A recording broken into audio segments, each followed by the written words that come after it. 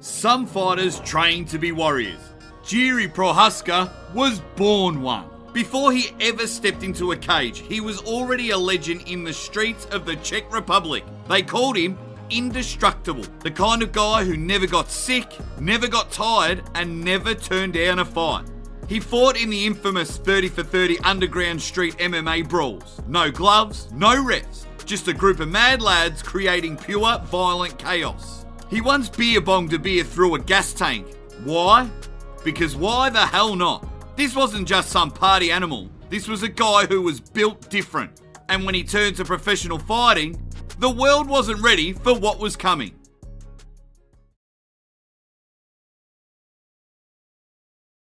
When Jiří Procházka stepped into the UFC, nobody was ready. The guy didn't fight safe. He fought like a man possessed by the spirit of some long-forgotten samurai. Hands down, chin up, daring opponents to take his head off.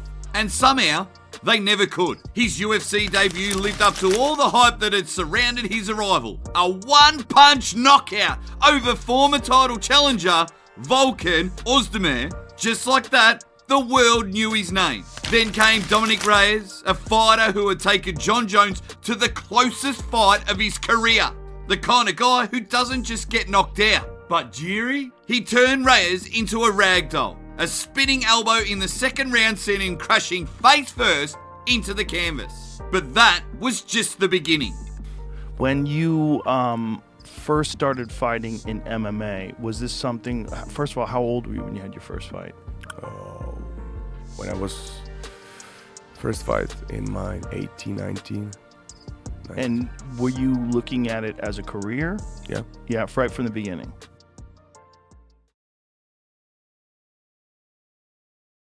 At UFC 275, Jiří fought the most experienced light heavyweight in history. A legend who had seen it all. Glover Teixeira, and just as the world expected, it was a war.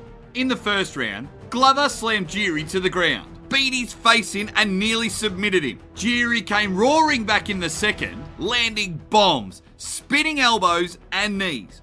The crowd was roaring and the entire arena on their feet. By round 4, both men were dripping blood. Neither would quit.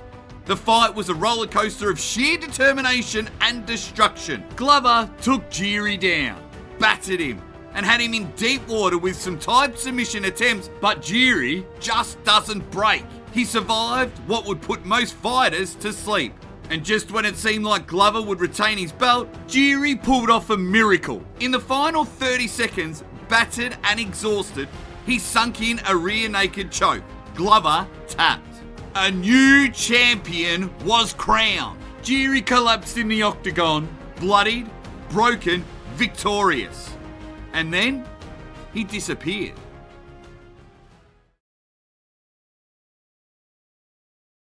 While other champions partied, Jiří did the exact opposite. He locked himself away in a pitch black room with no food, no water, and no sound. For 3 days, he meditated, alone, no distractions. It was a ritual, a test of the mind for the Czech samurai. But when he returned, a freak training accident shattered his shoulder. UFC President Dana White called it the worst shoulder injury in UFC history. Jiří had to vacate his belt and step away from the octagon. Most fighters never come back from something like that. Some take years to recover. Jiří is something more of a myth and legend and came back in just 1 year looking healthier than ever. And he wanted his belt back. But standing in his way was the boogeyman.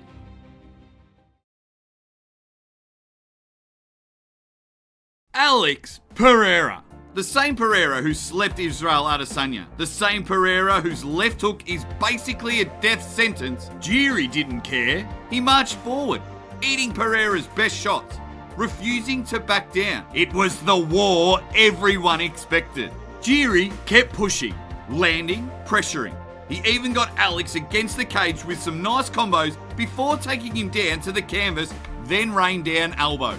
A nasty right hook caught Jiří and he dropped to one knee before trying to shoot for a takedown against the cage. That's when Poetson fired a barrage of heavy elbows until the samurai was on his back. The ref quickly jumped in, but many of the fans called a premature stoppage, leaving people to wonder if Jiří could have come back in that fight. Just as everyone expected, the samurai was humble in defeat and made zero excuses, but he was still hungry for gold.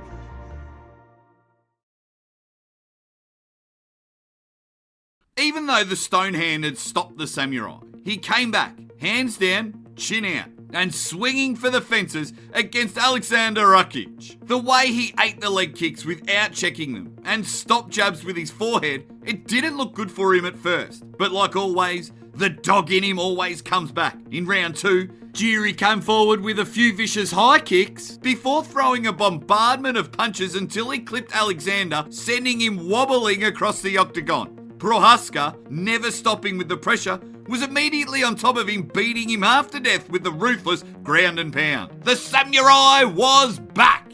But as quickly as he climbed back to the top, Pereira was there to knock him right back down in the much anticipated rematch. This time, there was nothing to spectate about in regard to early stoppages. Poulsen nearly cleaned him out in the first round before knocking the samurai stick right off his head at the beginning of round 2 with a head kick.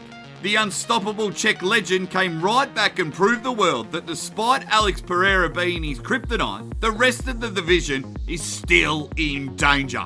With another savage slugfest, he knocked out former champion Jamal Hill with one of the cleanest combos ever seen in the octagon. 5 wins in the octagon and 5 performances of the night bonuses. 31 fights in his career with 27 knockouts and only 1 decision. Whoever this madman fights next, we will always know one thing: there will be blood.